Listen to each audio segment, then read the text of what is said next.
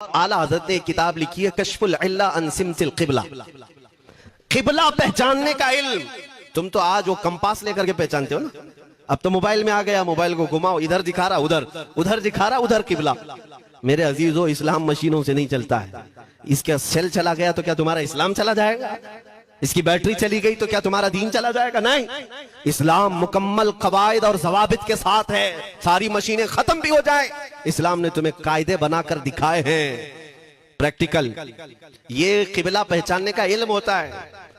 शहर का तूलुल बलद अर्जुल बलद देखना होता है, बहुत सारी उसमें चीजें, उसकी सतह समंदर से ऊंचाई कितनी है, फिर सितारों को देखा जाता है, फिर पहचाना जाता है क़िबला, उसको हिसाब में लगाया जाता है। आला हजरत ने ये जो किताब लिखी, पूरे 1400 साल में आला हजरत की ये किताब, जिसमें 10 कायदे खुद उन्होंने इजाद किए, उनसे पहले किसी ने नहीं लिखी, खुद उन्होंने इजाद किए।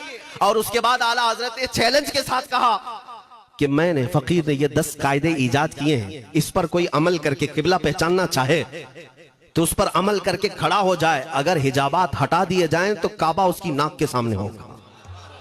आला हज़रत ने लिखा है काबा ऐन उसकी नाक के सामने होगा। परफेक्ट कायदे उन्होंने लिखे। ये कायदे कहां से आए? हिसाब, मैथमेटिक्स। जो अलीगढ़ के प्रोफेसर अपने फंसे हुए मसाइल हल करने के लिए आला हज़रत के पास आए, वाकयात आपने सुने होंगे। अब मैं आपसे कहता हूं, बहुत बड़े प्रोफेसर साहब अलीगढ़ के, वो लंदन या ऑक्सफोर्ड जा रहे थे या जर्मनी जा रहे थे कुछ मैथ्स के फंडे हल करने के लिए। आला हज़रत के खलीफा ने उन्हें मशवरा दिया कि चले मौलाना अहमद रजा साहब बरेली में रहते हैं, उनसे बात कर लेंगे। पहले तो उन्होंने मजाक उड़ाया, मौलवी लोगों का काम है, प्रोफेसर जिसमें फंसा हुआ है। उन्होंने कहा लंदन और जर्मनी जाने में जितना खर्चा आता है उससे कम ही बरेली को लगता है, एक बार ट्राई कर लीजिए।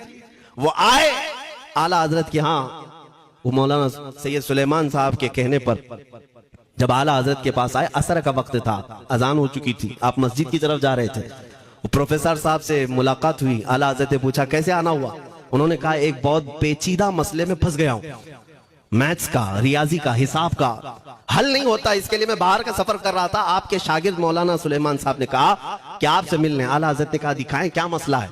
उन्होंने कहा इतने शॉर्ट टाइम में ये हल नहीं होगा, नमाज के लिए आप जा रहे हैं। आला हज़रत ने फरमाया फिर भी दिखाओ।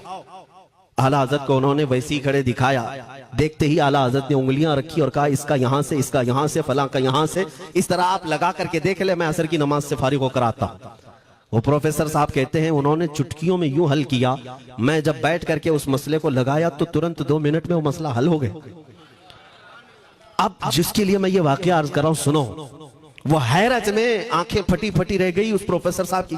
उधर नमाज होने के बाद आए आला हज़रत, तो वो अश करने लगे। कहा मौलाना साहब मैं पहली मर्तबा देख रहा हूं कि मदरसे का कोई मौलवी मैथ्स के इतने टफ फंडे को हल कर लेता हो। मौलाना ये तो बताएं, ये रियाजी और ये मैथ्स के मसले आपने किससे सीखे? कौन है आपको? किस कॉलेज में, किस यूनिवर्सिटी से आपने सनद हासिल की है? यही मुझे कहना है मेरे से। अब आला हज़रत का जवाब सुनो।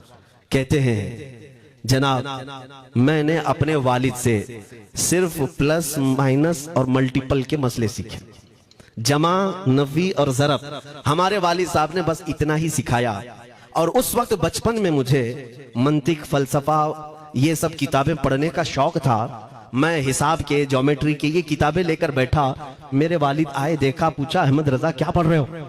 मैंने दिखाया ये मंतिक है, फलसफा है या हिसाब की किताबें हैं। मेरे वालिद ने वो किताबें अपने हाथ में ले ली और कहा जा रसूलुल्लाह की हदीसें पढ़, सदक़े में सारे इल्म दे दिए जाएंगे। आला हज़रत फरमाते हैं उसके बाद मैंने अपनी जिंदगी मेरे मुस्तफा के कदमों में लगा दी। ये जो आप देख रहे हैं ये मेरे मुस्तफा के कदमों से छन कर मुझे मिला है।